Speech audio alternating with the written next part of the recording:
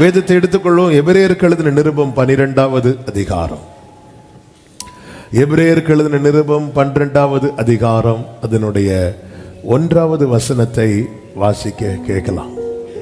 ஆதியால் மேகம் போன்ற இத்தனை திரளான சாட்சிகள் சூழ்ந்திருக்க பாரமான யாவற்றையும் நம்மை சுற்றி நெருங்கி நிற்கிற பாவத்தையும் தள்ளிவிட்டு விசுவாசத்தை துவக்குகிறவரும் முடிக்கிறவருமாயிருக்கிற இயேசுவை நோக்கி நமக்கு நியமித்திருக்கிற ஓட்டத்தில் பொறுமையோடே ஓட கடவோம். 11 கடைசியில சொல்லப்பட்டிருக்கிறது.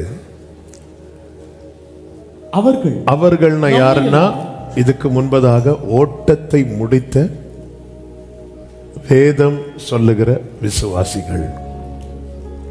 அவர்கள் நம்மை அல்லாமல் பூரணராகாதபடிக்கு விசேஷித்த நன்மையானதொன்றை தேவன் நமக்கென்று முன்னதாக நியமித்திருந்தார். அந்த தேவன் நியமித்த நன்மை என்ன? எபேசியர் 2வது அதிகாரம் அதனுடைய 7வது வசனங்களிலே இப்படி 7வது வசனத்தில் இப்படி சொல்லப்பட்டிருக்கிறது. கிறிஸ்து இயேசுவுக்குள் நம்மை அவரோடே கூட எழுப்பி உன்னதங்களிலே அவரோடே கூட உட்காரவும் செய்தார். கிருபையினாலே ரட்சித்தார். கிருபையினாலே விசுவாசத்தை கொண்டு ரட்சிக்கப்பட்டீர்கள். ரட்சிக்கப்பட்டவர்களுக்கு தேவன் உன்னதத்திலே ஸ்தானத்தை நியமித்திருக்கிறார். அதை அடையும்படிக்கு தேவன் இந்த பூமியில நமக்கென்று ஒரு பாதையை நியமித்திருக்கிறார். நம்முடைய இனி லட்சியம் எதுவா இருக்க வேண்டும், நோக்கம் எதுவா இருக்க வேண்டும், அந்த பாதையை ஓடி முடிப்பது மட்டும்தான். இந்த பாதையில போட்டி கிடையாது. ஒவ்வொருவருக்கென்றும் ஒவ்வொரு பாதையை கர்த்தர் நியமித்திருக்கிறார். போட்டி இருந்தாதான் வேகமா ஓடும்பாங்க. போட்டி இல்லாததுனால தான் பொறுமையா ஓடு. ஏன்னா நம்ம ஓட்டெல்லாம் எப்படி இருக்குன்னா பொறாமையா தான் இருக்கு. ஏன்னா நம்ம இந்த பூமிக்குரிய ஸ்தானங்களை பார்க்கிறோம். உன்னத ஸ்தானத்துக்கு பொறாமை கிடையாது. ஏன்னா அது கர்த்தர் ஆல்ரெடி செட் பண்ணி வைத்தது. எனவேதான் யோவான் யாக்கோபின் தாயார் இயேசுவினிடத்தில் வரும்போது வந்து கேட்பாங்க, ஆண்டவரே உம்முடைய ராஜ்யத்தில், அவங்க எதிர்பார்த்த ராஜ்யம் என்பது வேற. ஏன்னா இப்போ ரோமர் ஆண்டு கொண்டிருக்கிறார்கள். மேசியா வந்துட்டார், நாளைக்கு இவர் ஆளுகை செய்வார். அப்படி நீங்க இருக்கும்போது என் ஒரு பையன் வலது பக்கத்திலையும் இன்னொரு பையன் இடது பக்கத்திலையும் இருக்கணும்னு கேட்கும்போது இயேசு சொல்லுவார், அதை தீர்மானிக்கிறவர் பிதா. ஏற்கனவே கர்த்தர் தீர்மானித்திருக்கிறார். எனவேதான் கர்த்தர் நமக்கென்று ஒரு ஓட்டத்தை கர்த்தர் போட்டு அதில் நம்மை ஓட வைக்கிறார். அந்த ஓட்டத்தை ஓடி முடிக்க வேண்டியது அவசியமாயிருக்கிறது. அதற்கு வேதம் நமக்கு காண்பிக்கிற ஒரே மார்க்கம் என்னவென்றால், இந்த விசுவாசத்தை துவங்கினவரும் அதை முடிக்கிறவருமாயிருக்கிற இயேசுவை நோக்கி. Fix your eyes on Jesus. எப்படி நோக்கணுமா? எபிரேயர் 3:1 சொல்லப்பட்டிருக்கிறது. இப்படி இருக்க பரம அழைப்புக்கு பங்குள்ளவர்களாகிய, நல்ல கவனிக்கணும், தேவன் நம்மேல் வைத்த அழைப்பு என்பது பரம அழைப்பு. ஹல்லேலூயா. அழகான ஒரு பாட்டு உண்டல்ல, பரம அழைப்பின் பந்தய பொருளுக்காய் நான் லெக்கை நோக்கி ஓடு. ஆமென். நல்ல கவனமா கேளுங்க, நமக்கு டைம் இல்லை. பரலோக அழைப்பு, அதான் பரம அழைப்பு, பரலோக அழைப்பு. பரம அழைப்புக்கு பங்குள்ளவர்களாகிய பரிசுத்த சகோதரரே. இந்த பரலோகனாலே பரிசுத்த ஆட் ஆகி வந்துட்டே இருக்கும். ஏன்னா அந்த பரலோகத்தை குறித்து வேதம் சொல்லுகிறது பரிசுத்த வாசஸ்தலம், பரிசுத்த நகரம், பரிசுத்தவான்கள் சங்கமிக்கிற இடம், அது பரிசுத்தம்.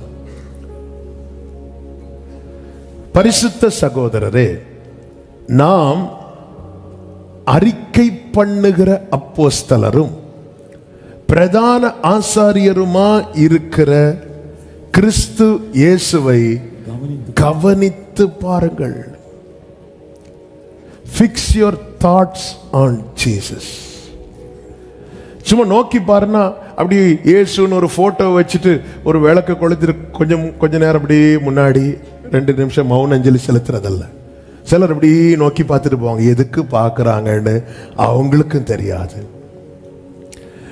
நீ எப்படி பார்க்கணுமா? கவனித்து பாரு. உங்கள் கவனத்தை, உங்க பார்வைய, உங்க போக்கஸ வேற யார் மேலையும் வைக்காம, வேற எதின் மேலையும் வைக்காம இயேசுவின் மேல மட்டும் வைத்தால் நம்முடைய ஓட்டம் ஜெயத்தோடு முடியும். என் வாழ்க்கையிலே கிறிஸ்து எனக்காக மரித்து எனக்கு இந்த ரட்சிப்பை தந்து எனக்கென்று ஒரு ஓட்டத்தை நியமித்து ஓட வைத்திருக்கிறார். என்னுடைய லட்சியம், என்னுடைய நோக்கம் எதுவாக மட்டும் இருக்கணும் தெரியுமா? இந்த ஓட்டத்தை நான் ஓடி முடிக்கணும். பவுல் தன்னுடைய கடைசி சாட்சியா என்ன சொல்றார்னா, நான் இவ்வளவு சபை கட்டினேன், நான் இத்தனை ஆத்துமாக்களை சம்பாதித்தேன், நான் இங்க போய் ஊழியம் செஞ்சேன், அங்க போய் ஊழியம், இது அல்ல, நான் ஓட்டத்தை முடிச்சிட்டேன். இந்த ஒரு தேவ பிள்ளைக்கு இந்த பூமியில இதை விட பெரிய சாட்சி கிடையாது. நான் ஓட்டத்தை முடிச்சிட்டேன். அதை பின்னாக அவனை ஃபாலோ பண்ணி ஓடி வந்து கொண்டிருக்க தீமோத்தேயுக்கு சொல்லுகிறான். நம்மை பின்பற்றி வருகிற நம்முடைய குடும்பம் உண்டு, நம்முடைய பிள்ளைங்க உண்டு, நம்ம ஓடு இருக்கிறவர்கள் உண்டு. நாம் நம்முடைய ஓட்டத்தை முடிக்கும் போது அவங்களுக்கு இந்த நம்பிக்கையை வைத்து விட்டு போனோம். இயேசு இந்த நம்பிக்கையை வைத்து விட்டு போனார். அந்த நம்பிக்கையை தான் சீஷர்கள் எல்லா இடத்திலும் சுவிசேஷமாய் தெரிவித்தார்கள், தெரிவித்துக் கொண்டிருக்கிறோம். அப்ப ஓட்டம் ஜெயத்தோடு முடிக்க வேண்டியது அது ஒரு கட்டாயம். ஓட்டம் முடியாமல் ஹல்லேலூயா எப்படிங்க அந்த மகிமையையும் அந்த வாடாத கிரீடத்தையும் நம்மால் சுதந்திரிக்க முடியும்? என்னை உன்னதங்களில் உட்கார வைத்திருக்கிறார். எனக்கான ஸ்தானத்தை கர்த்தர் செட் பண்ணி வைத்திருக்கிறார். எனக்கான ஆசீர்வாதத்தை கர்த்தர் வைத்திருக்கிறார். எனக்கான மேன்மை கர்த்தர் வைத்திருக்கிறார். ஆண்டவர் சொல்லுகிறார், நான் போய் உங்களுக்கான வாசஸ்தலத்தை ஏற்படுத்துகிறேன். நான் வாசஸ்தலத்தை ஆயத்தமாக்கின பின்பு நான் வந்து உங்களை அழைத்து கொண்டு செல்வேன். நம்முடைய அந்த ஓட்டத்தில் நம்ம ஓடி முடிக்கிறது வரைக்கும் ஒரு தேவ பிள்ளை வேற எதின் மேலையும் கவனத்தை வைக்க கூடாது. நல்ல கவனமா கேளுங்க. எதற்காக இயேசுவை நோக்கி பார்க்க வேண்டும்? 3 காரியங்களை சொல்லி நான் செபிக்க விரும்புகிறேன். முதலாவது, விசுவாசத்திலே உறுதியாயிருக்க. எல்லாரும் சொல்லுங்க. இந்த விசுவாசம் என்பது நாம் துவங்கினது அல்ல, கிறிஸ்து நமக்குள்ளே துவங்கினது. சாத்தான் எதன் மேல கண் வைப்பான் தெரியுமா? எது ஆண்டவர் நமக்குள்ளே துவங்கினாரோ அதை இல்லாமல் போக பண்ணுவதுதான் சாத்தானுடைய பெரிய நோக்கம்.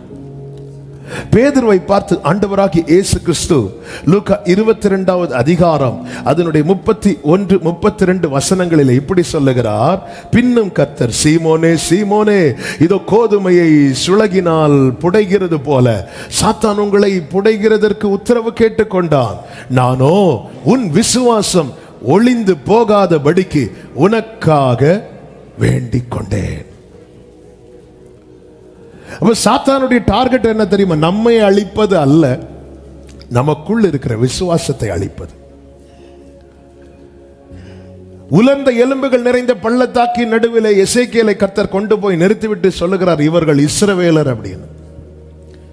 ஏன் இஸ்ரவேலர் என்று சொல்லுகிறார்? அவர்கள் நம்பிக்கையே இல்லாம இருக்கிறாங்க.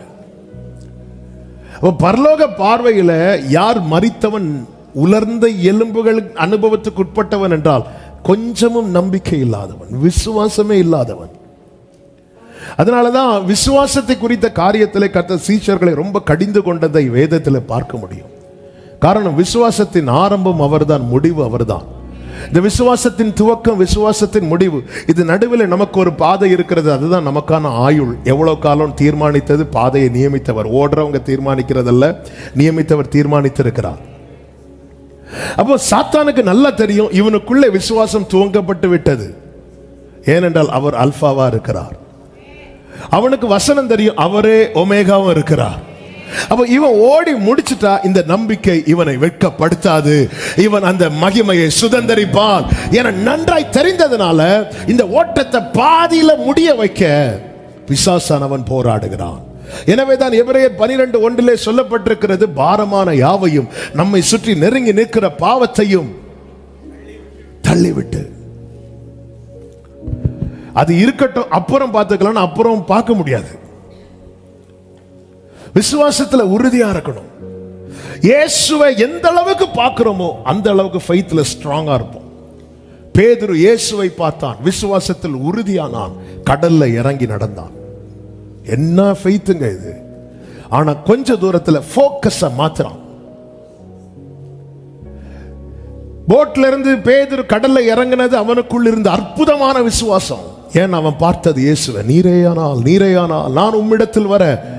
அப்படி இயேசுவை பார்த்துட்டே இருக்கிறான். போட்டில இருந்து கடல்ல எந்த இடத்துல அமிழ்ந்து விடுவோம் என்று பயந்தானோ அதே இடத்துல இறங்கி பொழுது நடக்கிறான். நடந்து கொண்டிருக்கும் போது காற்றும் அடிக்கிறது, கடலும் கொந்தளிக்குது. போக்கஸை இயேசுவின் மேல இருந்து அப்படியே கொஞ்சம் மாத்தினான் பாருங்க. உள்ள போயிட்டான். எப்படி உள்ள போனா? நம்மளை பொறுத்த வரைக்கும் பேதுரு தண்ணிக்குள்ள போயிட்டான். இயேசுவை பொறுத்த வரைக்கும் விசுவாசத்தின் லெவல் டவுன் ஆயிட்டு. ரொம்ப சீரியஸா இருக்கிற பேஷண்ட் திடீர்னு பிபி எல்லாம் லோ ஆயிட்டு, ஆக்சிஜன் லெவல் லோ ஆயிட்டு. இயேசு உடனே கையை பிடிச்சு கேட்கிறார், அற்ப விசுவாசி என்கிறார். ஃபியூ செகண்ட்ஸ்ல விசுவாச டாப்ல இருந்த விசுவாச லெவல் சரன்னு டவுன் ஆயிட்டு. ரீசன் என்ன? ஃபோக்கஸ மாத்திட்டான். நாம் எத்தனை வருட விசுவாசிகளோ, எத்தனை வருட ஊழியம் செய்கிறோங்களோ என்பது விஷயம் இல்ல. ஃபோக்கஸ மாத்தினா இமை பொழுதுல நம்முடைய விசுவாச லெவல் குறைந்து விடும். விசுவாச லெவல் எப்பொழுது குறைகிறதோ அப்பொழுது நம்முடைய கால்கள் தடுமாற ஆரம்பித்து விடும். நம்மை அறியாமலே ஒன்று விழுவோம், அல்லது பின்வாங்குவோம், அல்லது வழி விலகுவோம். இந்த மூன்றுல ஒண்ணு நடக்கும். விசுவாசத்துல உறுதியா இல்லைன்னா ஒண்ணு விழுவோம், இல்லை என்றால் பின்வாங்குவோம், இல்லை என்றால் வழி விலகுவோம். இது மூணுமே ஆபத்து. இந்த மூன்றுமே ஆபத்து. நீங்க நல்லவங்களா இருக்கலாம், நீங்க யாராவும் இருக்கலாம். எந்த நோட்டம் ஜெயத்துடன் முடியும், அந்த நாடு சுதந்தரிக்கும். இதனுடைய இன்னொரு பகுதியை தான் கர்த்தருக்கு சித்தமானால் சண்டே நம்ம கேட்க போறோம். அப்ப நம்முடைய போக்கஸ் எதன் மேல இருக்கணும் தெரியுமா? ஜெயித்தவருக்கு மேல இருக்கணும். தோற்றவரை பார்க்காதே, தோல்வியை உன் சிந்தையை நிரப்பிக் கொண்டிருக்கும். ஜெயித்தவரை பார், ஜெயிப்போம் என்கிற நம்பிக்கை உனக்குள்ள எழும்பிக் கொண்டே இருக்கும். நம்முடைய வாழ்க்கையில நம்ம யாரு பாருங்க, இங்க எத்தனையோ பேர் இருக்கிறாங்க. ஆபேல் துவங்கி ஏனோக்கு, நோவா, ஆபிரகாம், ஈசாக்கு, யாக்கோபு என எத்தனையோ பேர் இருக்கிறாங்க. ஆனா வேதம் ஒருத்தரையும் நீ பார்க்காதேன்னு தான் சொல்லுது. நீ உன்னோட போக்கஸை யார் மேலதான் வைக்கணும்னா இயேசு மேல மட்டும்தான். இயேசுவை கவனித்து பாருங்கள். அவர் கடைசி வர விசுவாசத்துல உறுதியா இருந்ததை நம்மால் பார்க்க முடியும். நீ அவரை பார்த்துட்டேனா எத்தனைதான் இடரல் வந்தாலும் விசுவாசத்திலே நிலைத்திருப்பேன். நிலைக்க முடியும். இல்லைன்னா நான் 1000 பேர்ட்ட நான் ஜெபம் பண்ண சொல்லலாம். 1000 பேர்ட்ட ஜெபம் பண்ண சொல்லி என் ஃபோக்கஸை மாத்திட்டேன்னா என்னோட விசுவாச லெவல் படிப்படியா சர்ன்னு குறைஞ்சிரும். இயேசுவை எந்த அளவுக்கு பார்க்கிறோமோ, நான் இயேசுவை எப்படி பார்க்கிறேனோ இன்னும் அவரை உற்று பார்க்கணும். அவர்கள் அவரை நோக்கி பார்த்து பிரகாசமடைந்தனர். என்னுடைய விசுவாச ஜீவியம் பிரகாசமா இருக்கிறதா, மங்கினதா இருக்கிறதா? நான் இன்னைக்கு எதையெல்லாமோ கவனம் செலுத்தி நான் பாழாய் கொண்டு இருப்பேன் என்றால் அதற்கு வேறு யாரும் உத்தரவாதமாக முடியாது. அதுக்கு நாம தான் உத்தரவாதி. ஹல்லேலூயா. அவர் விசுவாசத்தை துவக்குகிறவர். 1 தீமோத்தேயு 1:19 சொல்லப்பட்டிருக்கிறது, சிலர் அந்த நல்ல மனசாட்சியை விட்டு விசுவாசமாகிய கப்பலை சேதப்படுத்தினார்கள். நல்ல கவனிங்க, நம்முடைய வாழ்க்கை கப்பல்னு வச்சுக்கோங்களேன். இந்த விசுவாசங்கிற கப்பலுக்குள்ளதான் இந்த ஆத்துமாவே இருக்கு.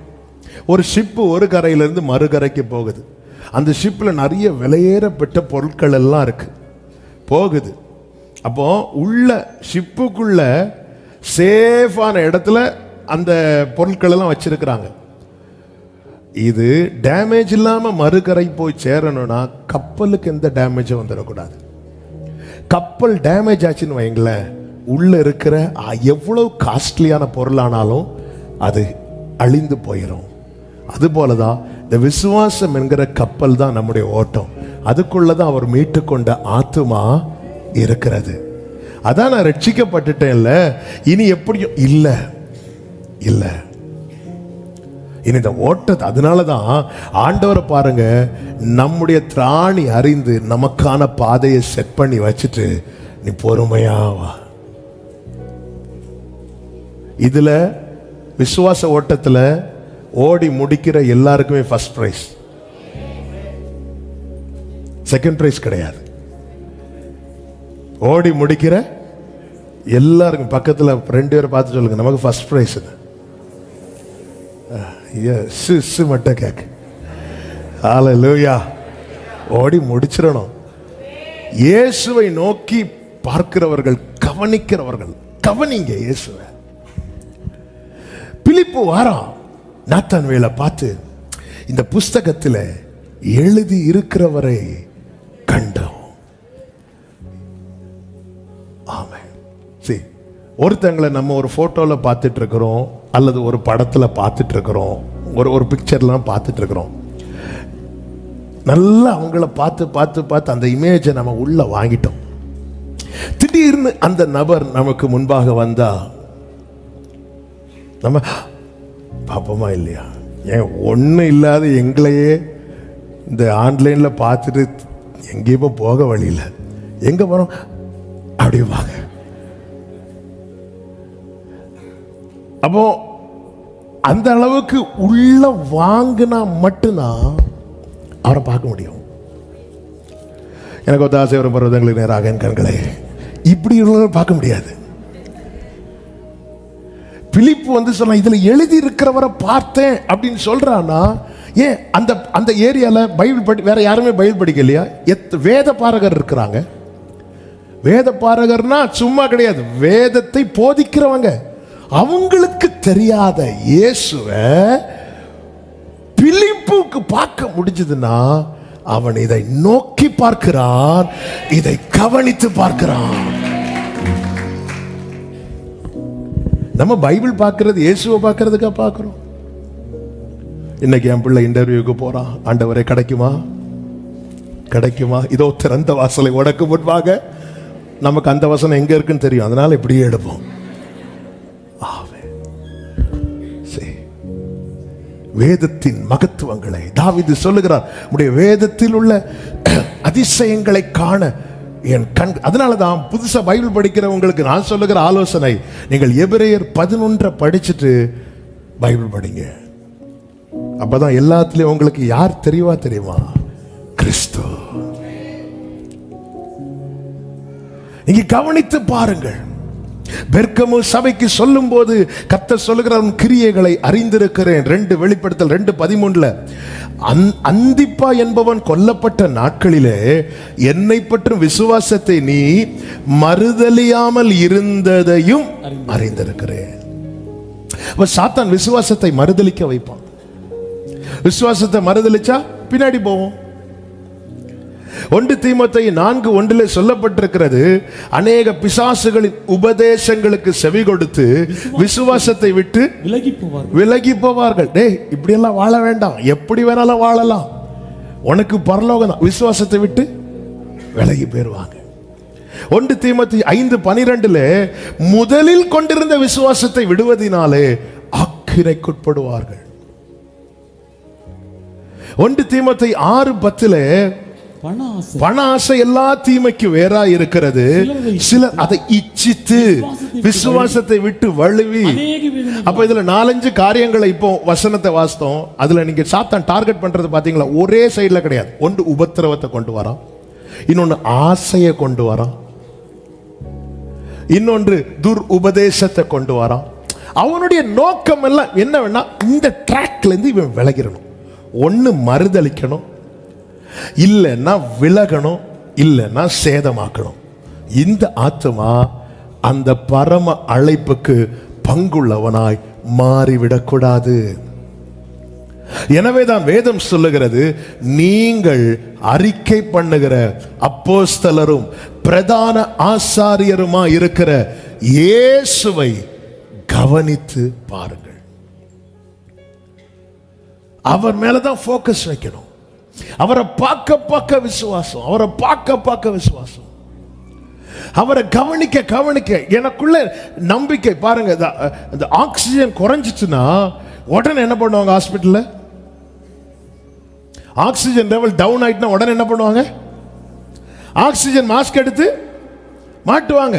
அதே போல நம்முடைய விசுவாச லெவல் குறைஞ்சிட்டுனா, பேதுரு அப்படிதானங்க பண்ணாரு. காற்றையும் கடலையும் பார்த்து உள்ள போன பேதுரு உடனே அந்திரேயாவேன்னு கத்தல, ஆண்டவரேன்னு கத்துறானா உடனே பார்வையை திருப்புறோம். நம்முடைய வாழ்க்கையிலும் தடுமாற்றங்கள் வரும், வீழ்ச்சிகள் வரும், உடனே இயேசுவே, அவ்வளவுதான். இயேசுவை நோக்கி பார்க்கும்போது இமிடியேட் அவர் அந்த விசுவாச நிலை குறைந்ததே தவிர பேதுருவின் விசுவாசம் அற்று போக கர்த்தர் விடாதபடிக்கு கர்த்தர் அவன் கரத்தை பிடித்தார். யூதாவுக்கு எழுதின நிருபத்திலே அதனுடைய 20-21 வசனங்களில் இப்படி சொல்லப்பட்டிருக்கிறது, பிரியமானவர்களே, உங்கள் மகா பரிசுத்தமான விசுவாசத்தின் மேல் உங்களை உறுதிப்படுத்திக் கொண்டு பரிசுத்த ஆவிக்குள் ஜெபம் பண்ணி தேவனுடைய அன்பிலே உங்களை காத்துக்கொண்டு நித்திய ஜீவனுக்கு ஏதுவாக நம்முடைய கர்த்தராகிய இயேசு கிறிஸ்துவினுடைய இரக்கத்தை பெற காத்திருங்கள். அந்த விசுவாசம் எப்படிப்பட்ட விசுவாசம்? மகா பரிசுத்தமான விசுவாசம். Most Holi faith. நமக்குள்ள எப்படிப்பட்ட விசுவாசம் இருக்குன்னு நம்ம டெஸ்ட் பண்ண போறோம். நான் இயேசுவை பார்க்க நேற்று இருந்த பரிசுத்த நிலையை விட இன்னைக்கு நான் ஒரு ஸ்டெப் எடுத்து ஃப்ரெண்ட்ல வைக்கிறேன்னா நான் சரியான விசுவாச நிலையில வளருகிறேன். நம்ம விசுவாசம் எல்லாம் என்ன? ஈசாக்கு விதைத்தான், கர்த்தர் அவரை ஆசீர்வதித்ததினாலே நம்முடைய ஃபெய்த் எல்லாம் இம்மைக்குரிய காரியத்தின் மேல மட்டும் இருக்கக்கூடாது. விசுவாசம் என்பது நம்பப்படுகிறவைகளின் உறுதி, காணப்படாதவைகள் நிச்சயம். எது காணப்படாதவைகள்? காணப்படுகிறவைகள் அநித்தியமானவைகள், காணப்படாதவைகள் நித்தியமானவைகள். நித்தியத்தை குறித்த நிச்சயம்தான் கிறிஸ்து சிலுவையிலே நமக்குள்ளே துவங்கின விசுவாசம். இன்னும் பரலோகத்தை காணவில்லை, பிதாவை காணவில்லை. ஆண்டவர் சொன்னார், கண்டு விசுவாசிக்கிறவன் அல்ல, காணாமல் விசுவாசிக்கிறவனே பாக்கியவான். மீதி எல்லாத்தையும் இந்த இம்மைக்குரிய எல்லாமே கண்ணுக்கு முன்னாடி தான் அங்க இருக்கு. ஆனா நம்ம ஆபேல் விசுவாசத்தினாலே, ஆபேல் இயேசுவை பார்க்கல, ஆனா விசுவாசத்தினாலே ஆபேல் பலி செலுத்துறான். விசுவாசத்தினாலே ஏனோக், விசுவாசத்தினாலே நோவா, விசுவாசத்தினாலே ஆபிரகாம். அதுதான் இயேசு சொன்னார், ஆபிரகாம் என்னுடைய நாளை காண ஆசையாயிருந்தான், கண்டு களி கூர்ந்தான். இவர்கள் எல்லாம் தங்களை அந்நியரும் பரதேசியும் என்று சொல்லி அறிக்கையிட்டு மறைத்தார்கள். இந்த விசுவாசம் இவர்களை கெட்டு போக விடவில்லை. தேவன் இவர்களுக்காக ஒரு நகரத்தை ஆயத்தம் பண்ணி இருக்கிறார். தேவனும் இவர்களுடைய தேவன் என்று சொல்லப்பட வெட்கப்படவில்லை. நமக்குள்ளே தேவன் துவங்கின விசுவாசம் மகா பரிசுத்தமான விசுவாசம். ஏனென்றால் நாம் இப்பொழுது காணாமல் அவரை விசுவாசிக்கிறோம். நாளைக்கு நாம் அவரை முகமுகமாய் கண்டு தரிசிக்க போகிறோம். இப்ப நம்ம தரிசித்து நடக்கல, விசுவாசித்து நடக்கிறோம். இயேசுவை நாம் இன்னும் பார்க்கல, முகமுகமாய் பார்க்கல, வசனத்தின் வழியாய் பார்க்கிறோம். அவருடைய கிருபையை பல விதங்களிலே பார்க்கிறோம். ஆனால் அவர் இருக்கிற வண்ணமாய் இன்னும் யாரும் பார்க்கவில்லை. நாளைக்கு பார்க்க போறோம். எத்தனை பேர் நம்புறீங்க? நான் பார்ப்பேன்.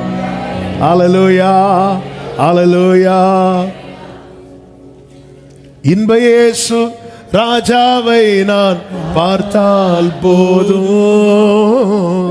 மகிமையில் அவரோடு நான் வாழ்ந்தால் போதும். See, இந்த விசுவாசம் நமக்குள்ளே பட்டு எரியுதுன்னா நம்முடைய ஏக்கம், நம்முடைய டேஸ்ட் மாறும், நம்முடைய ஜெபம் மாறும். அந்த இரக்கம் கடைசியில் அவர் ஆண்டவர் சொல்ற, எவன் மேல் இரக்கம் வைக்க சித்தமா இருப்பேனோ அவன் மேல். மோசே மகிமையை கேட்கும் போது கர்த்தர் வெளிப்படுத்தின வார்த்தை இது. எவன் மேல் இரக்கம் வைக்க சித்தமா இருப்பேனோ அவன் மேல் தான்.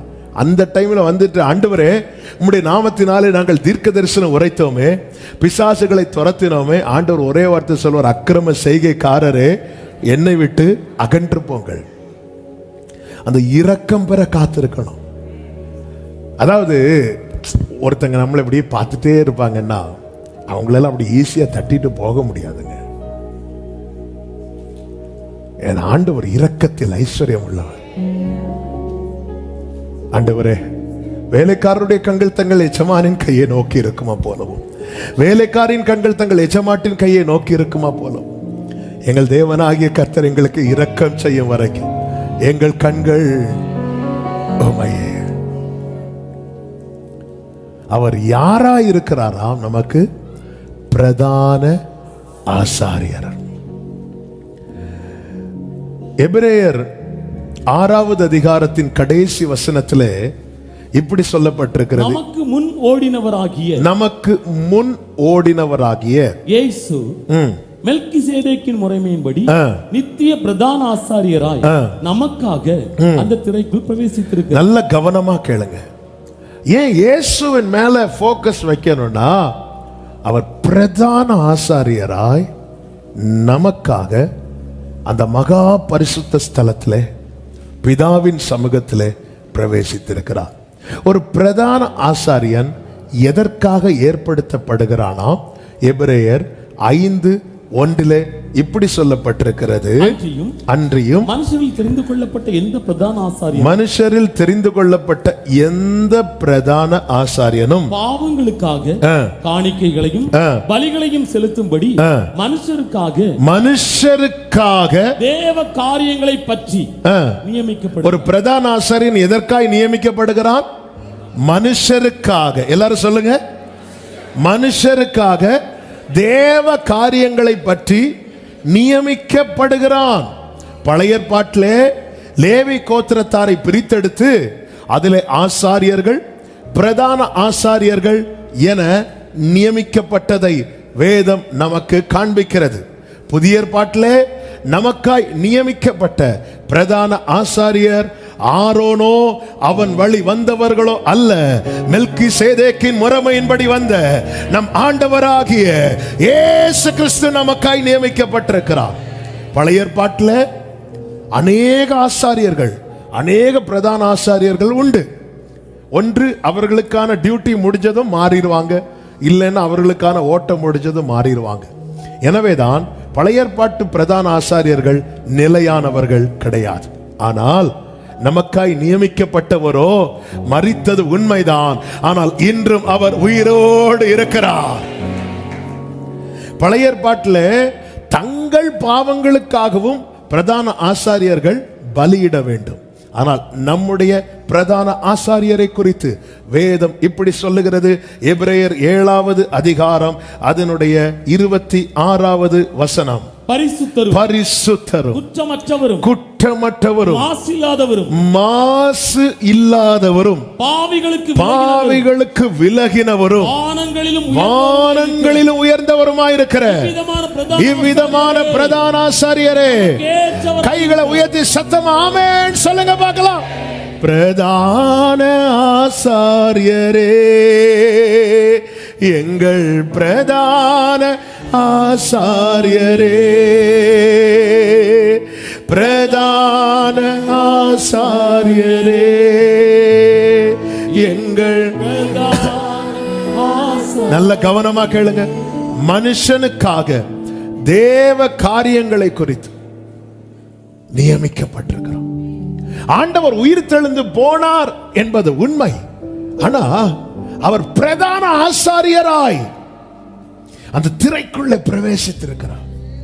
இப்போ என்னுடைய நம்பிக்கை, என்னுடைய போக்கஸ் அவர் மேல இருக்கணும். எனக்கு என்ன நம்பிக்கை இருக்கும் தெரியுமா? எனக்காக அவர் பலியிடப்பட்டார். பழைய ஏற்பாட்டில் டெய்லி ப்ராசஸ், டெய்லி பலி செலுத்தல் நடக்கும், டெய்லி நடக்கும். ஆனால் இந்த பிரதான ஆசாரியரோ ஒரே தரம் பலியிடப்பட்டதனால் என்றென்றும் பூரண. ஏன் இவர் ஒரே தரம் பலியிடப்பட்டால் போதும். இவர் பரிசுத்தர், குற்றமற்றவர், மாசு இல்லாதவர். அன்னைக்கு பலி செலுத்தின ஆசாரியர்கள் அவர்களுக்குள்ளும் குறை இருக்கும். எனவே தங்கள் பாவங்களுக்காகவும் மிருகத்தை பலி செலுத்துவார்கள். ஆனால் இவரிடத்திலே ஒரு குற்றமும் இல்லை, ஒரு மாசும் இல்லை. ஒரு பாவி இவரிடத்தில் வந்தா அவன் நீதிமானாய் மாறுவானே தவிர இவரை பாவியாக்க முடியாது. எனக்காக அடிபட்டது ஒரு புறா குஞ்சோ, ஒரு ஆட்டுக்குட்டியோ, ஆட்டுக்கடாவோ, செம்மறி ஆடோ, வெள்ளாட்டு கடவோ அல்ல. தேவன் தம்முடைய ஒரே பேரான குமாரனை, ஹalleluya, he is my high priest, என்னுடைய பிரதான ஆசாரியர். அது மாத்திரமல்ல, இந்த ஆசாரியன் மகா பரிசுத்த ஸ்தலத்துக்குள்ள எப்படி பிரவேசிக்கணுமா? எபிரேயர் 9 அதனுடைய 7வது வசனத்திலே சொல்லப்பட்டிருக்கிறது. 2ஆம் கூடாரத்திலே பிரதான ஆசாரியன் மாத்திரம் வருஷத்துக்கு ஒரு தரம் இரத்தத்தோட எப்படி பிரவேசிக்கணுமா? எந்த இரத்தத்தோட? வெளியே பலியிடப்பட்ட ஆட்டுக்குட்டியின் அல்லது ஆட்டுக்கடாவின் அல்லது வெள்ளாட்டுக்குட்டியின் இரத்தத்தை ஒரு கிண்ணத்தில் எடுத்து அவங்க எங்க கொண்டு போவாங்க? பலி மகா பரிசுத்த ஸ்தலத்துக்குள்ள பிரவேசிப்பாங்க. அப்ப ஆசாரியன் தீரைக்குள்ள எப்படி போகணும்? இரத்தத்தோட போகணும். இயேசு கிறிஸ்து அதே 9வது அதிகாரம் 11-12 சொல்லப்பட்டிருக்கிறது. கிறிஸ்துவானவர் வரப்போகிற நன்மைகளுக்குரிய கைகளை உயர்த்தி சத்தமா ஆமென் சொல்லுங்க பார்க்கலாம். பக்கத்துல 2 பேரை பார்த்து சொல்லுங்க, நன்மை வரப்போகுது. ஆமே. என்ன நன்மை வரப்போகுது? மகிமையில் இயேசுவை தரிசிக்கும் நேரமே அந்த நாள். பழைய ஏற்பாட்டில் செய்த காரியங்களுக்காக, செய்த அக்கிரமங்களுக்காக ஆசாரியன் போய் ஆண்டவரே விட்டுருங்க, ஆண்டவரே பாவ ஆண்டவரே இப்படி சொல்லிட்டு வருவோம். இவர் நம்முடைய அக்கிரமத்தை நிவர்த்தி செய்கிறவர் மாத்திரமல்ல, ஆவிக்குரிய சகல ஆசீர்வாதங்களினாலும் நம்மை ஆசீர்வதிக்கிறவராயிருக்கிறார். ஆமென் சொல்லுங்க பார்க்கலாம். வரப்போகிற நன்மைகளுக்குரிய பிரதான ஆசாரியராய் வெளிப்பட்டு கையினால் செய்யப்பட்ட இந்த சிருஷ்டி சம்பந்தமான கூடாரத்தின் வழியாக அன்னைக்கு ஆசாரியன் கையினால செய்யப்பட்ட கூடாரத்துக்குள்ள பிரவேசித்துட்டு வருவான். இவங்க எங்க போனாலும் கூடாரத்தை பெயர்த்துட்டு போவாங்க. ஆனால் இவர் பிரவேசித்த கூடாரம் என்பது பெரிதும் உத்தமமான கூடாரத்தின் வழியாகவும் வெள்ளாட்டுக்கடா, இளங்காளை இவைகளுடைய இரத்தத்தினாலே அல்ல, தம்முடைய சொந்த இரத்தத்தினாலும் ஒரே தரம் மகா பரிசுத்த ஸ்தலத்திலே பிரவேசித்து நித்திய மீட்பை உண்டு பண்ணினார். ஆரோனை நோக்கி பார்க்கிறவர்களுக்கு மீட்பு ஸ்மெல் ஆகும், நித்திய மீட்பு ஸ்மெல் ஆகாது. ஆனா இயேசுவை நோக்கி பார்க்கிறவர்களுக்கு கொஞ்சம் இமேஜின் பண்ணி பாருங்க, உள்ள யார் இருக்கிறா? பிதா இருக்கிறார். குமாரன் அவருடைய இரத்தத்தினாலே, உங்க பிள்ளை உங்க முன்னாடி ஃபுல்லா ரத்தம் இப்படி வந்து நின்னா, நம்ம பிள்ளைங்க ஃபுல் ரத்தத்தோட அப்பா அம்மா அப்படி வந்து நிக்கிறாங்கன்னா நம்ம என்ன செய்வோம்? நமக்கு பார்க்க முடியுமா? தாங்க முடியுமா? இப்படிதானங்க இயேசு போனார் தம்முடைய இரத்தத்தினாலே. வெள்ளாட்டுக்கடா, ஆட்டுக்கடா இவைகளின் இரத்தத்தினால் அல்ல, தம்முடைய சொந்த ரத்தத்தினால். இந்த ரத்தம் ஏதோ கையில ஆணி குத்துனதுனால கையிலிருந்து வர ரத்தம் மாத்திரம் அல்ல, காலிலிருந்து வர ரத்தம் மாத்திரம் அல்ல, உச்சந்தலை முதல் உள்ளங்கால் வரை. எதற்காக அப்படி உள்ளே போனார் தெரியுமா? நித்திய மீட்பை நமக்கு உண்டு பண்ண. இயேசுவை நோக்கி பார்க்கிறவர்கள், இயேசுவை கவனிக்கிறவர்களுக்கு எதை குறித்த நம்பிக்கை உண்டு தெரியுமா? நித்தியத்தை குறித்த. அந்த நித்தியத்தை குறித்த நம்பிக்கை நமக்குள்ளே ஆணித்தரமாய் உறுதியாகும் போது நம்மால எளிதில் மற்ற காரியங்களை தள்ள முடியும். இன்னைக்கு உலக கவலை, ஐஸ்வர்யத்தின் மயக்கம், இவைகள் நெருக்கி நம்மை ட்ராக் மாற வைக்குது. நாம் இயேசுவை நோக்கி பார்க்கிறது எதுக்காக? அதான் அவர் யாரா பிரவேசித்திருக்கிறார்? பிரதான ஆசாரியராய். ஒரு பிரதான ஆசாரியன் மகா பரிசுத்த ஸ்தலத்துக்குள்ளே பிரவேசிக்கும் போது பிராகாரத்தில் ஒரு கூட்டம் ஜனங்க நிப்பாங்க. ஏன்னா அவங்களுக்கு தெரியும், எனக்காக, என்னை குறித்து தேவ காரியங்களுக்காய் நியமிக்கப்பட்ட பிரதான ஆசாரியன் உள்ள போயிருக்கிறார். அப்ப வெளியே வரும்போது எனக்கு நல்ல செய்தியை கொண்டு வருவார், வெளியே வரும்போது எனக்கு நன்மையை கொண்டு வருவார். இந்த பிரதான ஆசாரியர்கள் உள்ளே இருந்து வெளியே வந்து ஜனங்களை என்ன செய்வார்கள் தெரியுமா? பிளஸ் பண்ணுவாங்களா? என்ன சொல்லி பிளஸ் பண்ணுவாங்களா? கர்த்தர் தம்முடைய முகத்தின் ஒளியை உன்மேல் பிரகாசிக்க பண்ணுவார். கர்த்தர் தம்முடைய முகத்தின் ஒளியை உன்மேல் பிரகாசிக்க பண்ணி உன்மேல் கிருபையா இருப்பார். அப்படின்னா இப்படி பிளஸ் பண்ணணும்னா அதுக்கு முன்னாடி ஒரு காரியம் நடக்கணும். அந்த காரியம் என்னன்னா, இவங்க செலுத்தின பலிய கர்த்தர் என்ன செஞ்சிருக்கணும்? அங்கீகரித்திருக்கணும். இப்போ இவர் பிரதான ஆசாரியர் வேறொன்றை பலி செலுத்தாமல் தம்மை தாமே பலியாக ஒப்பு கொடுத்தார். எப்படி ஒப்பு கொடுத்தார்னா, பிதாவே உம்முடைய கையில் என் ஆவியை ஒப்பு கொடுக்கிறேன். அப்போ பிதா கையில் ஆவியை ஒப்பு கொடுக்கிறார்னா யார் தான் இவர் எழுப்பணும்? நம்ம யாரு கையில ஒண்ணு கொடுக்கிறோமோ அடுத்து யார்கிட்ட தான் வாங்குவோம்? அவங்க கிட்ட தான் வாங்குவோம். இப்ப பிதா கையில கொடுத்துதான் இவருக்கு உயிரோடு எழும்பணுமான்னு கேட்டா கிடையாது. ஏன் கிடையாதுன்னா, யோவான் சுவிசேஷம் 5:26 சொல்லப்பட்டிருக்கிறது, ஏனெனில் பிதாவானவர் தம்மில் தாமே ஜீவனுடையவராய் இருக்கிறது போல குமாரனும் தம்மில் தாமே ஜீவனுடையவராய் இருக்கிறது. அதன் அர்த்தம் என்ன? அவரால் அடுத்த செகண்ட எழும்ப முடியும். பிதாவானவர் தம்மில் தாமே ஜீவனுடையவராய் இருக்கிறது போல குமாரனும் தம்மில் தாமே ஜீவனுடையவராய் இருக்கும்படி அருள் செய்திருக்கிறார். அந்த கிருபை அவருக்கு இருக்கு. பிதா எப்படி? அப்படியே. அப்படி இருந்தும் இவர் என்ன செய்கிறார் என்றால் பிதா கையில் ஒப்பு கொடுக்கிறார். ஏன்?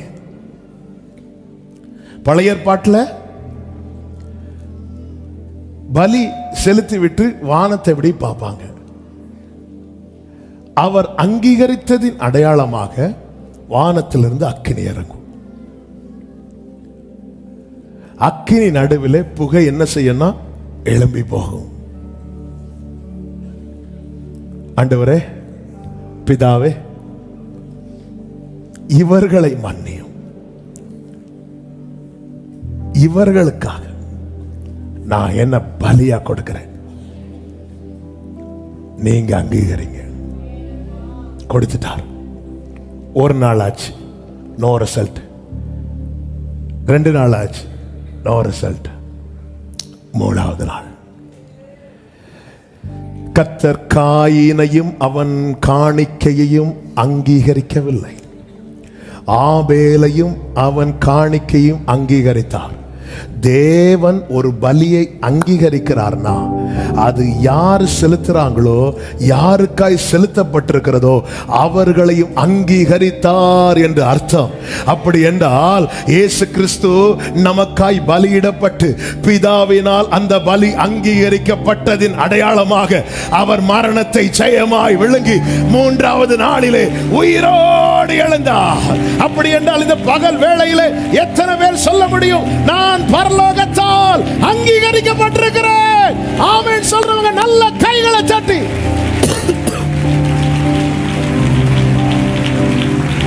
ஹல்லேலூயா. நான் அங்கீகரிக்கப்பட்டவன்.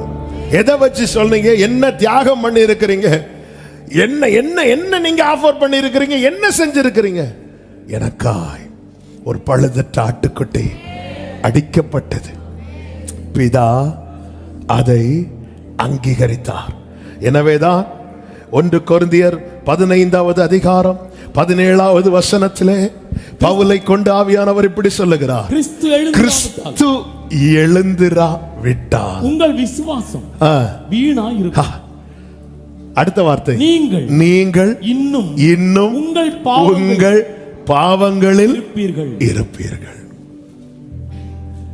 இயேசு மட்டும் உயிரோடு எழும்பலைன்னு வைங்களேன், அந்த பலியை பிதா என்ன செய்யல? அங்கீகரிக்கல. பலி அங்கீகரிக்கப்படலைனாலே பாவம் என்ன செய்யப்படாது? நிவிர்த்தி செய்யப்படாது. அந்த பலியை பிதா அங்கீகரித்தார் என்றா எத்தனை பேர் இந்த பகல் வேளையில சொல்வீங்க, நான் பாவ மர கழுவப்பட்டவர்? எப்பொழுது ஒருவனுடைய பாவம் நீங்கி சுத்திகரிக்கிறானோ அவன் பாவத்தில் முன்னே இருந்தான். இப்பொழுது எங்கே இருக்கிறான் என்றால் கிறிஸ்துவுக்குள் இருக்கிறான்.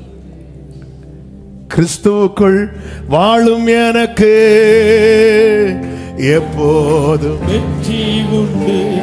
எங்க இந்த நம்பிக்கை தாங்க நம்மை நித்தியத்தை நோக்கி கொண்டு செல்லும். இல்லைன்னா பழைய காரியத்தை கொண்டு வந்து சாத்தான் நிறுத்துவான். உனக்கு பரலோகம் கிடைக்காது, அவ்வளவுதான், உன் கதை முடிஞ்சுது.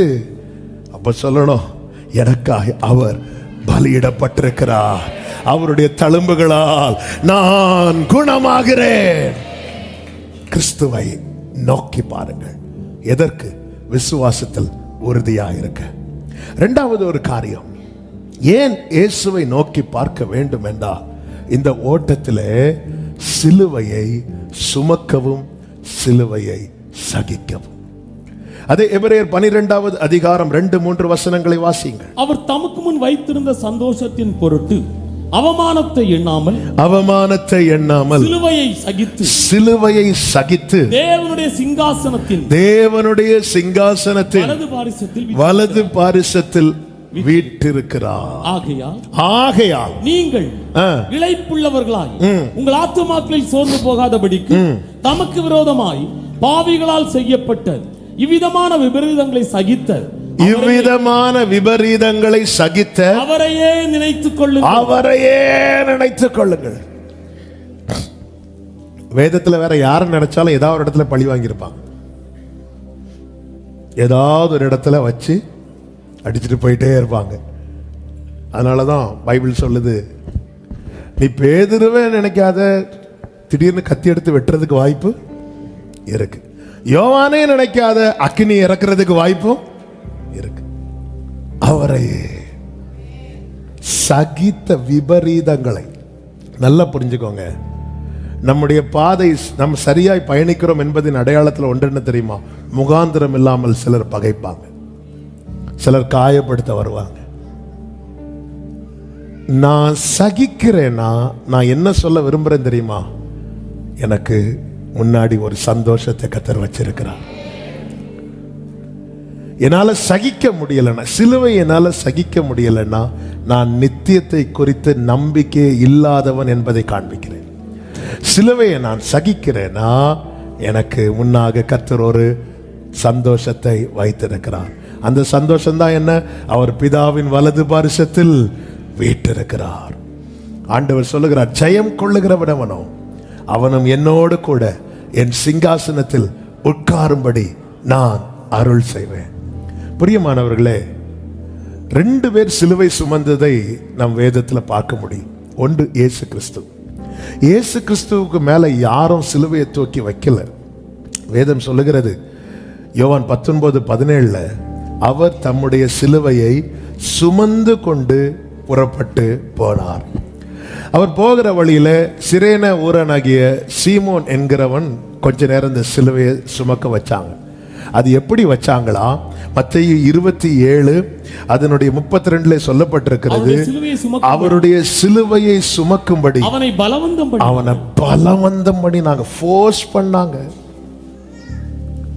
கம்பல் பண்ணினாங்க.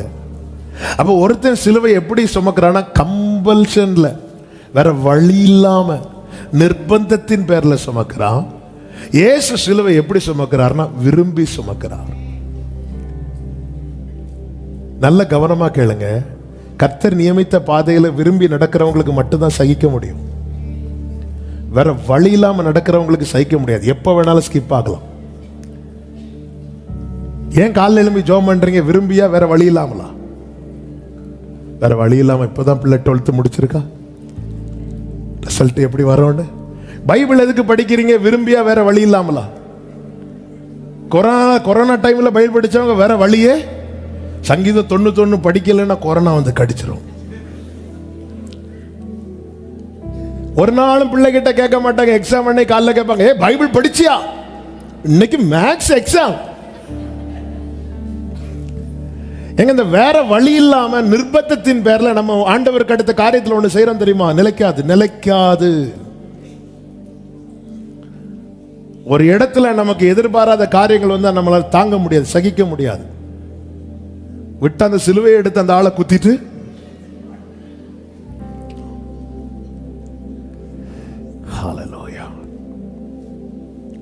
சோதனை சகிக்கிற மனுஷன் பாக்கியவான், அவன் உத்தமன் என்று விளங்கின பின்பு.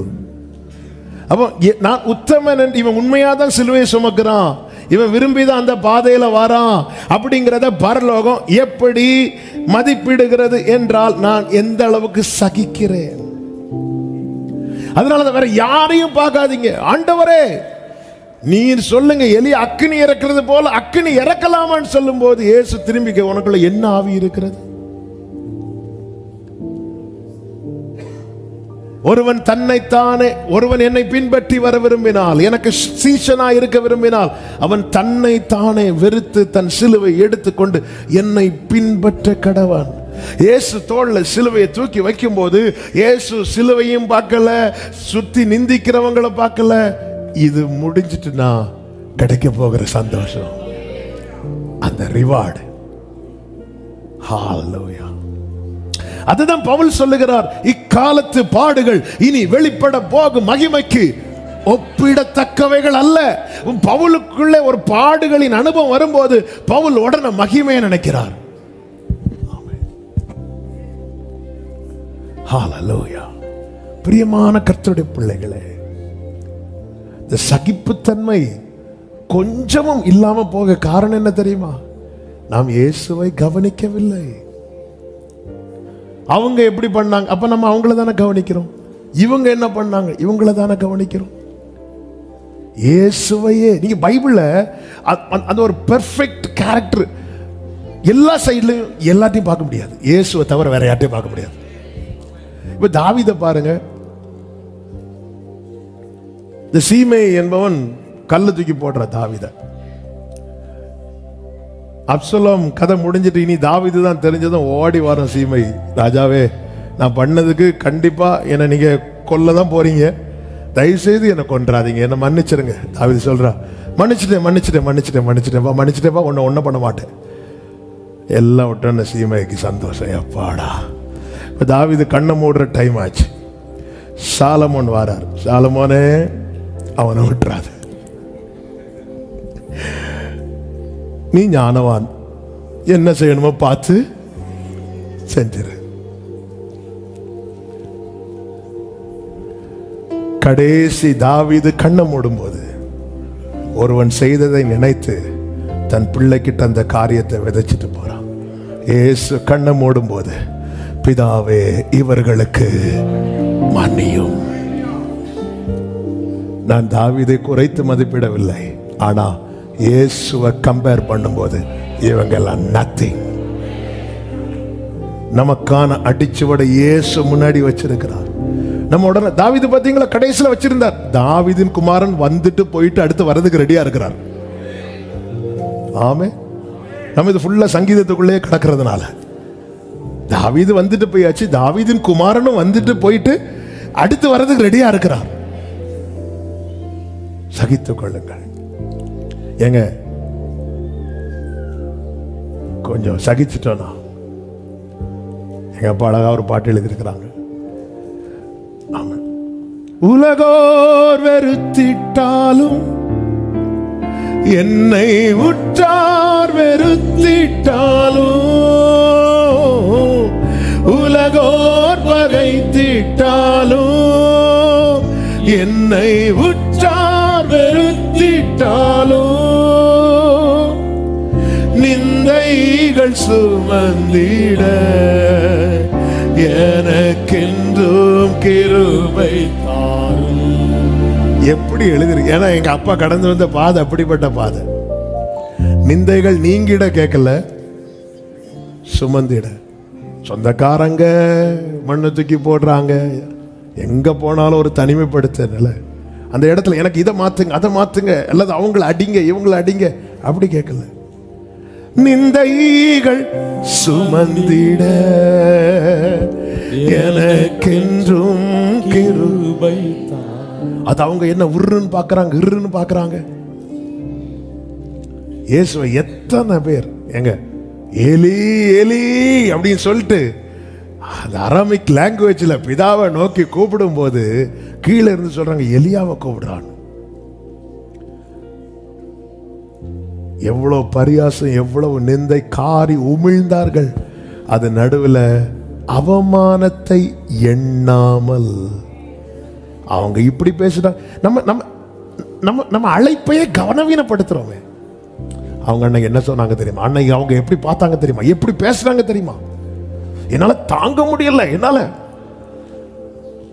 பரம அழைப்புக்கு பங்குள்ளவர்கள் இயேசுவை கவனித்து பாருங்க. வருஷா வருஷம் வந்துட்டு இயேசு மரித்தார், நான் பிழைத்தேன்னு சொல்லிட்டு போவதற்கல்ல. நீ கவனிச்சு பாரு, அவர் எப்படி அதை ஹேண்டில் பண்றாரு, சிலுவையை எப்படி ஹேண்டில் பண்ணார் பாரு. அவர் வரப்போகிற நன்மைகளை மனசுல வைக்கிறார். கிறிஸ்துவின் நிமித்தம் வேதம் சொல்லுகிறது, நீதி நிமித்தம் துன்பப்படுகிறவர்கள் பாக்கியவான்கள். சகிக்கணும். ஏசு வேற யாரை பார்த்தாலும் சகிக்க முடியாது. வேற யாரையும் பார்த்துடாதீங்க, இயேசுவை மட்டும். இந்த விஷயத்தை அவர் எப்படி ஹேண்டில் பண்ணார்? எங்க சொந்த வீட்டில் அங்கீகாரம் இல்லை, சகோதரர்கள் நம்பலையாம். உடனே இயேசு அவர்களை சபிக்கவோ ஒன்றும் பண்ணல. அவர் அப்படியே அமைதியா இருந்துட்டு அவங்க போனதுக்கு அப்புறம் மெதுவாக போற என்ன ஒரு மாடலை செட் பண்ணி வச்சுட்டார் ஆண்டவர். எவ்வளவு நல்ல பின்பற்றக்கூடிய மாதிரி. ஆமென். மூன்றாவது எபிரேயர் 12:14, யாவரோடும் சமாதானமாயிருக்கவும் பரிசுத்தமுள்ளவர்களாயிருக்கவும் நாடுங்கள். பரிசுத்தம் இல்லாமல் ஒருவனும் கர்த்தரை தரிசிப்பதில்லை. இந்த பாதை எங்க போய் முடியுது தெரியுமா? நாம் கர்த்தரை தரிசிக்க போகிறோம், இருக்கிற வண்ணமாய் தரிசிக்க போகிறோம். இருக்கிற வண்ணமாய் தரிசிக்கணும்னா பரிசுத்தம் அவசியம். இந்த பரிசுத்தம் ஆகுதலுக்கு ரொம்ப முக்கியம் என்ன தெரியுமா? யாவரோடும் சமாதானம். இந்த பரிசுத்தத்தின் நிலையில் வளருவதற்கு அடிப்படையான முக்கியமான காரியம் யாவரோடும் சமாதானம். யாவரோடும் சமாதானம். இயேசு கிறிஸ்து இந்த பூமியிலே வந்தார். 2 கூட்டத்தார், இஸ்ரவேலர், புறஜாதியார். நாம் எல்லாம் புறஜாதியார். ஆனா இயேசு என்ன செய்தாராம்? எபிரேயர் 2:14 சொல்லப்பட்டிருக்கிறது, அவரே நம்முடைய சமாதான காரணராகி, சமாதான காரணரானார். இந்த நடுவாய் நின்ற பிரிவினையை உடைச்சிட்டார். என்ன ஒரு அடிச்சுவட வைக்கிறார் பாருங்க. 2 கூட்டத்தார், எந்த விதத்தில் செட் ஆகாதவங்க. இயேசு வந்தார், சமாதான காரணரானார். 15 சொல்லப்பட்டிருக்கிறது, சமாதானம் பண்ணி. சிலர் சமாதானம் பண்ண போயிட்டு சண்டை போட்டு வருவாங்க, பார்த்துருக்கீங்களா? சிலர் சமாதான காரணராக தான் போவாங்க, போயிட்டு இவங்களுக்கு டென்ஷன் ஏறி கடைசியில் இவங்களை 2 பேரும் சேர்ந்து சமாதானப்படுத்துவாங்க. இது அப்படி இல்லை. சமாதான காரணராகி சமாதானம் பண்ணி 16 சொல்லப்பட்டிருக்கு, இரு திறத்தாரையும் தேவனுக்கு ஒப்புரவாக்கிட்டார். 2 கூட்டத்தையும் கை கொடுக்க வச்சுட்டு ஆமீன் போட்டு வந்துட்டார். அடுத்த வசனத்தில் சமாதானத்தை சுவிசேஷமாய் அறிவித்தார். யாருக்கெல்லாம்? தூரத்தில் இருக்கிறவர்களுக்கும்.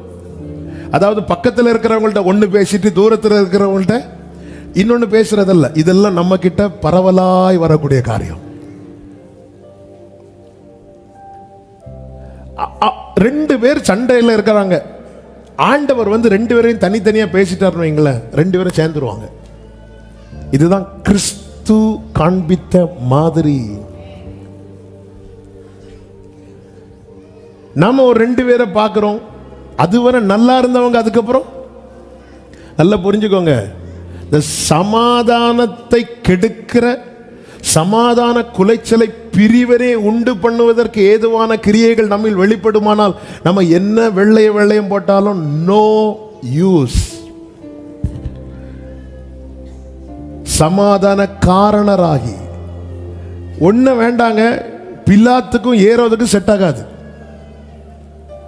பிலாத்திட்ட கொஞ்ச நேரம் இயேசுவை கொண்டு விட்டாங்க, ஏரோதிட்ட கொஞ்ச நேரம் இயேசுவை கொண்டு விட்டாங்க. லூக்கா 23:12 சொல்லப்பட்டிருக்கிறது, முன்னே ஒருவருக்கொருவர் பகைவராய் இருந்த பிலாத்தும் ஏரோதும் அன்றைய தினம் சிநேகிதரானார்கள். வேதம் சொல்லுகிறது, சமாதானம் பண்ணுகிறவர்கள் பாக்கியவான்கள், அவர்கள் தேவனுடைய புத்திரர் எனப்படுவார்கள். ஹல்லேலூயா. என்னால ஒரு சமாதானம், ஒரு பிரிவினை இருக்கிற இடத்துல கர்த்தர் என்னை கொண்டு போக வைக்கிறார்னா அந்த செவருக்கு இன்னும் தண்ணி ஊற்றி பில்டிங்கை அந்த செவரை ஸ்ட்ராங் ஆக்குறதுக்கு இல்லை, அந்த பிரிவினை என்னும் சுவரை தகர்த்து போடுவதற்கு. அதுக்கு என்ன செய்யணும் தெரியுமா? ஒருத்தவங்களுடைய நெகட்டிவை பத்தி பேசாம ஒருத்தவங்களுடைய பிளஸை பத்தி முதல்ல பேசுங்க. நமக்கு அதெல்லாம் மறந்துடும்ல. நல்லா புரிஞ்சுக்கோங்க, இந்த ஓட்டம் போய் முடிகிற இடத்துல நாம் பார்க்க போகிறவர் யார் தெரியுமா? ஒருவர் சேரக்கூடாத ஒளியில் வாசம் பண்ணுகிறவர் இயேசு கிறிஸ்து. சமாதான காரணராகி சமாதானம் பண்ணி ஒப்புரவாக்கி இவங்க எல்லாரும் தேவனிடத்தில் சேரும்படியான மார்க்கத்தை உண்டு பண்ணிட்டு போயிட்டார். இப்பொழுது நம்மை அந்த டிராக்ல ஓட வைக்கிறார். நானே உலகத்தின் ஒளி என்று சொன்னவர் தம்மோடு இருந்த சீஷர்களை பார்த்து சொன்னார், நீங்கள் உலகத்துக்கு வெளிச்சமா இருக்கிறீர்கள். அதன் அர்த்தம் என்ன?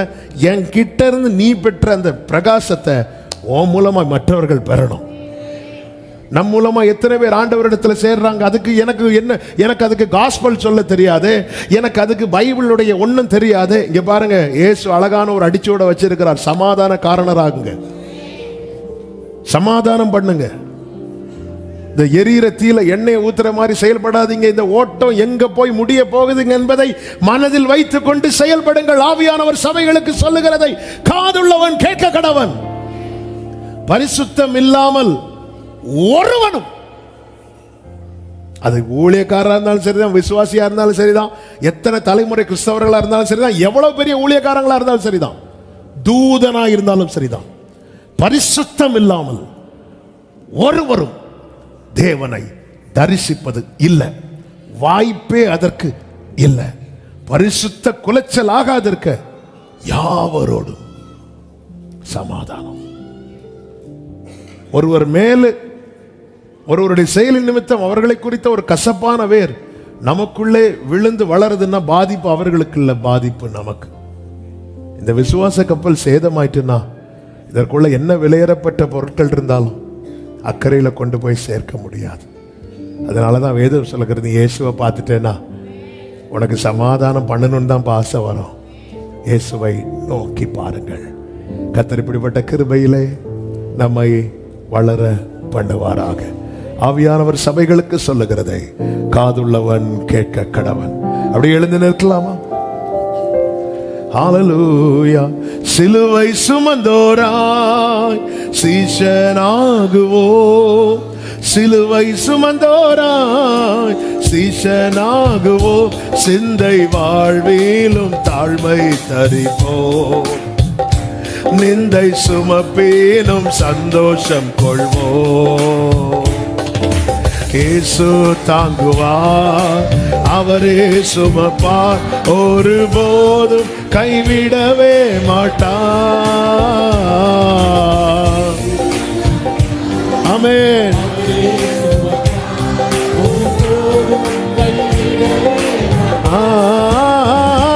ஹalleluya. கைகளை உயர்த்தி பாடுவோம். ஹalleluya, ஹalleluya,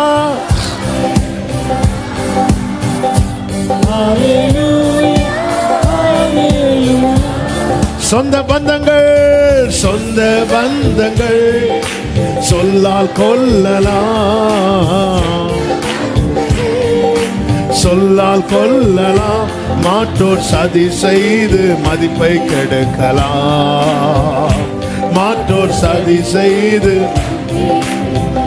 ஓ அவருக்காகவே, அவருக்காகவே அனைத்தும் இழந்தாலும் அதை மகிமை என்றெண்ணிடுவே. உடரபா கரபா சந்தரபா ஓரபல வதுடரபா. ஹalleluya, ஹalleluya, glory, hallelujah. Sheremamro tanare, hallelujah, amen.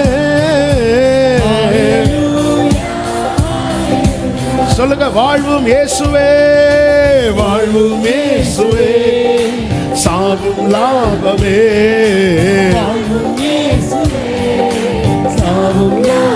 ஆமென். அவர் பெருகவும் நான் சிறுகவும் வேண்டுமே, அவர் பெருகவும் சொல்லுங்க. கிருபை தருகிறார், கிருபை தருகிறார், விருதாவாக்கிடே அதை நித்தமும் காத்து கொள்வேன். கிருபை தருகிறார், அதை நித்தமும் காத்து கொள்வேன். ஹalleluya. ஓ ரபா சந்தனமா கரபா லகதரா. Hallelujah, hallelujah, hallelujah. Amen, hallelujah. விண்ணை விட்டு என் கண்ணை அகற்றிடேன், விண்ணை விட்டு என் கண்ணை அகற்றிடேன். ஆமென். மண்ணின் வாழ்வை குப்பையா எண்ணுகிறேன், மண்ணின் வாழ்வு. ரெண்டு கைகளை உயர்த்தி இந்த வார்த்தையை சொல்லி பாடும். விண்ணின் வார்த்தைக்கு, விண்ணின் வார்த்தைக்கு என்னை தருகிறேன், உண்மை உள்ளவர் என்று அழைப்பேன். விண்ணின் வார்த்தைக்கு என்னை தருகிறேன், உண்மை உள்ளவர் என்று அழைப்பேன். ஹalleluya, glory, hallelujah,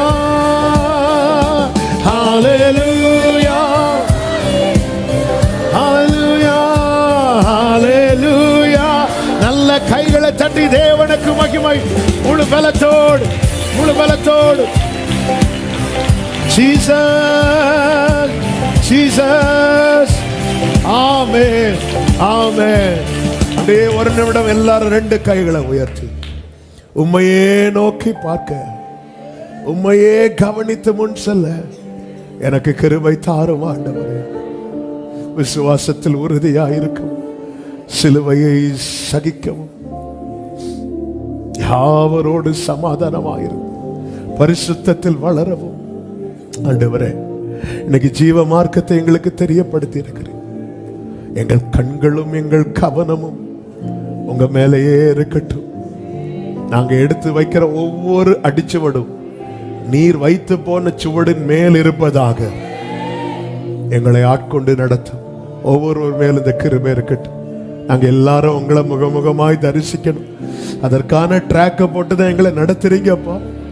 உன்னதங்களிலே ஏறி உட்கார வைத்திருக்கிறீங்க. மேன்மையான ஸ்தானத்தை எங்களுக்காக ஏற்படுத்தி இருக்கிறீங்க ஆண்டவரே. அதை எண்ணி ஆண்டவரை முன் செல்ல எங்களுக்கு கிருபை தாரும். ஒவ்வொருவர் மேலும் தேவ சமாதானம், கிருபை, தேவ ஆசீர்வாதம் தங்கட்டும், ஆட்கொள்ளட்டும். எல்லா மகிமை உமக்கு இயேசுவின் நாமத்தில் பிதாவே, ஆமென். சேர்ந்து சத்தமாய் சொல்லுவோம். என் ஆத்துமாவே கர்த்தரை ஸ்தோத்திரி, என் ஆத்துமாவே கர்த்தரை ஸ்தோத்திரி. கர்த்தர் செய்த சகல உபகாரங்களை மறவாதே. ஆமென். நம்முடைய கர்த்தராகிய இயேசு கிறிஸ்துவின் கிருபையும், பிதாவாகிய தேவனுடைய அன்பும், பரிசுத்த ஆவியானவருடைய ஐக்கியமும் சிநேகமும் பாதுகாவலும் நம் அனைவரோடும், எல்லா பரிசுத்தவான்களோடு கூட கர்த்தருடைய வருகை மட்டும் தங்கி இருப்பதாக. ஆமென். ஹல்லேலூயா. God bless you. கர்த்தர் உங்களை ஆசீர்வதிப்பார்.